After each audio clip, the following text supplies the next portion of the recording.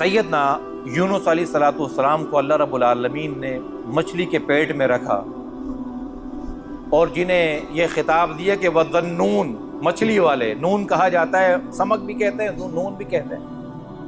وَالظَّنُّونِ إِذْ ذَهَبَ مُغَاضِبًا فَظَنَّ أَن لَّن نَّقْدِرَ عَلَيْهِ فَنَادَىٰ فِي الظُّلُمَاتِ أَن لَّا إِلَٰهَ إِلَّا أَنتَ سُبْحَانَكَ إِنِّي كُنتُ مِنَ الظَّالِمِينَ۔ سیدنا یونس علیہ السلام کو اللہ رب العالمین نے، کسی مفسر نے 3 دن لکھا ہے، کسی نے 7 اور کسی نے 40 دن لکھا ہے کہ اللہ رب العالمین نے سیدنا یونس علیہ السلام کو مچھلی کے پیٹ میں رکھا۔ تو سیدنا یونس علیہ السلام نے یہ جو دعا مانگی ہے، لا الہ الا انت سبحانک انی کنت من الظالمین، یہ اللہ سے وہ دعا مانگی ہے۔ اور بدقسمتی یہ ہے کہ ہم اللہ سے آج دعا مانگتے نہیں، ہم پڑھتے ہیں۔ تو بھائی کسی شے کے پڑھنے میں اور مانگنے میں فرق نہیں ہوتا۔ تو ہم جو اللہ سے دعا اور مناجات، ہم تو رٹی رٹائی پڑھ رہے ہوتے ہیں۔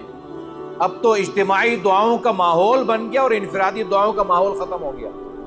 اب تو اجتماعی لمبی لمبی جہاں دعائیں ہو رہی ہیں وہ سمجھتے ہیں کہ واہ بھائی یہ ہے بڑا بزرگ، اور انفرادی دعاؤں کی طرف توجہ نہیں دلائی جاتی۔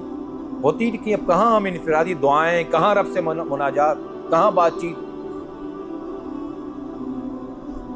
تو ہم جو اللہ سے دعا کر رہے ہوتے ہیں تو اللہ سے ہمیں دعا میں مانگنا ہے۔ آپ اپنی اولاد سے سیکھ لیں اللہ سے مانگا کیسے جاتا ہے۔ ایک بزرگ کے بارے میں آتا ہے کہ انہوں نے فرمایا کہ میں نے اپنی بیوی سے سیکھا ہے کہ رب سے کیسے مانگا جاتا ہے۔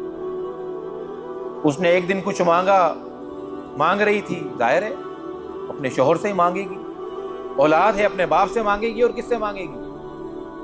تو جب بچہ مانگتا ہے تو ہم کیا کرتے ہیں؟ یا کبھی اہلیہ مانگ لیں، کیوں قاری صاحب؟ پھر ہم کیا کرتے ہیں؟ کبھی کبھار حالات اجازت نہیں دیتے تو ڈانٹ دیتے ہیں نا، یہی ہوتا ہے نا بھائی صاحب، آپ کا تو ماشاءاللہ تجربہ زیادہ ہے۔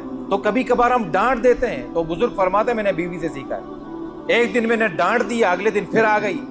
میں نے کہا، بزرگ کہتے ہیں کہ میں نے اسے کہا کہ کل میں نے تمہیں ڈانٹا تھا، کل میں نے بتایا تھا۔ تو وہ آگے سے کہنے لگی کہ میں تجھ سے نہ مانگوں تو کس سے مانگوں؟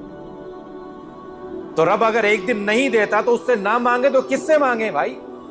سیدنا علی المرتضیٰ نہیں فرماتے تھے وہ شعر میں کہ فَإِن تَغْفِرْ فَأَنْتَ لِذَاكَ أَهْلٌ، اگر تو معاف کرے گا تو ہی اہل ہے۔